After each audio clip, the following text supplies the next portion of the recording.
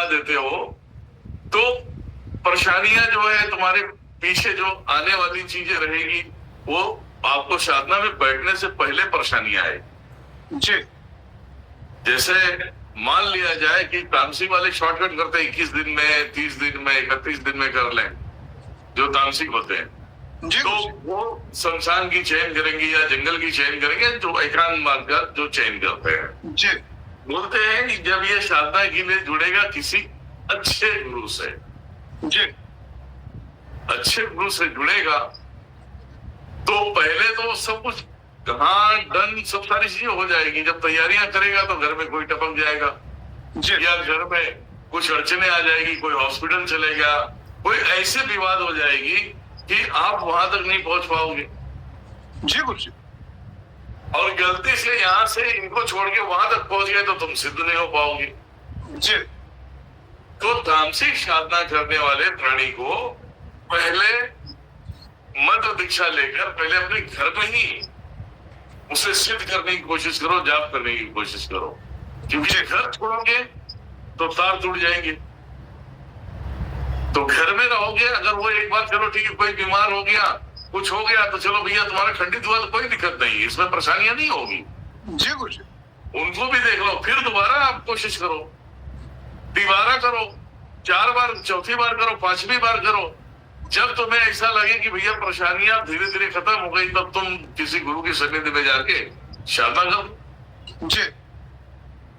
ये तामसिक वालों के लिए, ऐसा नहीं कि तुरंत जाके संसार में बैठे और हाथ मिल गया सब कुछ, ये चीज है। और जिन चीजों को अगर वो सही तरीके से सनातन के लिए अगर लगा दे कि भैया हमें सेवा करनी है, तो ये भी चीज इनको मोक्ष तक लेके जाएगी। जी गुरु जी। जी। लेकिन सत्य के मार्ग पे चलने वाले की जो परेशानियां होती है ना, हमें मालूम है यार, हम जब जाप ताप पे बैठे थे तो हमें मालूम है साले खाने के लिए पैसे नहीं थे हमारे पास। जी गुरु जी।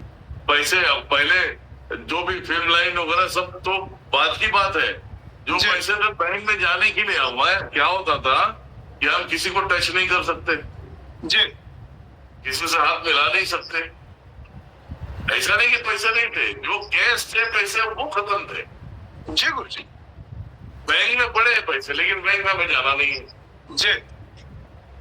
उस दरमियान में इतना लेट कैसे हो गया तुम लोगों को? 2 बजने वाले, बैठिए। तो हाँ पूछ रहा हूँ।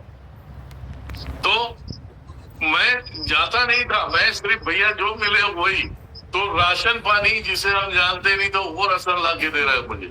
जी गुरु जी। और मैं किसी का हाथ का खाता नहीं था, मैं सिर्फ अपने खुद से बनाता था, खुद से खाता था। जी। तो परेशानियां कैसे होती है ना, ये मुझे अच्छी तरह से पता है। हाँ बिल्कुल गुरु जी। आप लोग तो साल में 6-7 मंत्र चेंज कर देते हो, मेरा तो एक ही मंत्र था सिर्फ महादेव का। जी। 7 साल जाप करना खाने का काम नहीं है, एक ही मंत्र पे। सही बात है गुरु। एक ही मंत्र पे सिर्फ 7 साल जाप करना, मतलब अच्छे को नानी याद आ जाएगी। जी। और 7 साल में घर से बाहर नहीं निकला। जी गुरु जी। समझ गए? तो वो चीजें मुझे मालूम है ना, मार्ग कितने कठिन हो जाते हैं, कितने दुनियादारी हो जाते हैं, वो सब सारी चीजें। जी। तो यही सब तो है, बाकी ऐसा कुछ नहीं है। लोगों को ऐसा लगता है कि भैया शावर सिद्ध कर लेंगे तो ये हो जाएगा, ये कर ले। मैं कहता हूं, मैं अभी एक मंत्र का भी नाम अगर 2 बार ले लिया ना तो जुबान खुलना चालू हो जाती है। जी गुरु जी। अब तो मेरे लाइफ में सिद्धि नाम की कोई चीज पड़ी ही नहीं है जी। कि मैं कुछ सिद्ध करूं, कुछ बोलूं, कुछ करूं। जी। अरे मुझे अजगर नहीं होना, सांप नहीं होना है भाई कि मुंह खोलते रहो, सारा मुंह खोलते रहो, क्या मतलब है ये? सही बात है गुरु जी। है ना? तो यही है। अभी मैं मंत्र भी पढ़ता हूँ ना तो आधे अधूरे पढ़ता हूँ मंत्र, एग्जाम्पल दे रहा हूँ मैं।